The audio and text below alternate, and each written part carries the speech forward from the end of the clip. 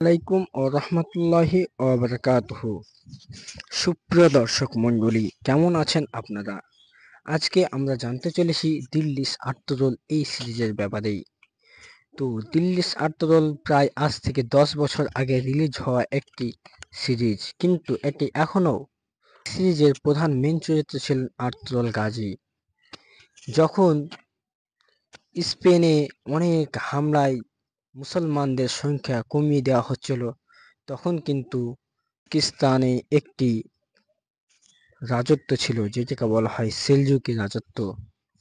সেইখানে একটি ছোট্ট কাবিলা ছিল যেটির নাম ছিল গাই কাবিলা, এবং সেই কাবিলার সর্দার ছিলেন সুলেমান শাহ, এবং তিনার 4 জন ছেলে ছিলেন।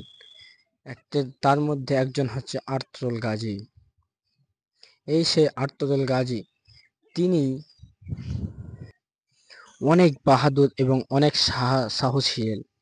একদিন আর্তুরুল গাজী, সুলাইমান শাহ এবং তার 2 ভাই একটা রাস্তা দিয়ে আসার সময় সুলাইমান শাহ নদীতে পড়ে গিয়ে ডুবে মারা যান। তারপর তারা 2 ভাই সুলাইমান শাহকে ওখানেই কবর দিয়ে তিনারা কাবিলা ফেরত চলে যান, এবং সেইখানে যাওয়ার পর তারা এটা নিয়ে ঝগড়া করতে থাকে কি এরপরে কে এইখানকার সুলতান হবে বা কে এই কাবিলার সর্দার হবে।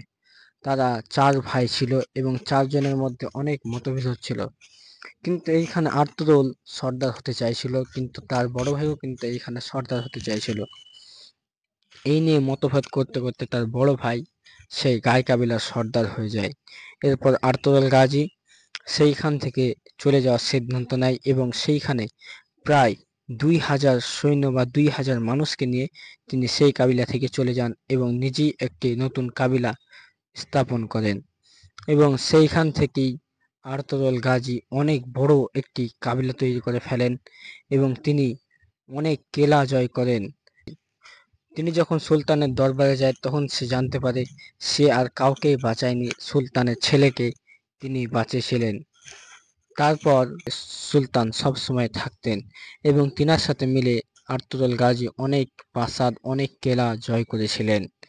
এবং আর্তুরুল গাজী শেষ পর্যন্ত হার্ট অ্যাটাকে মারা যান, এবং তিনার পর তিনার রাজত্ব পান তার ছোট ছেলে উসমান।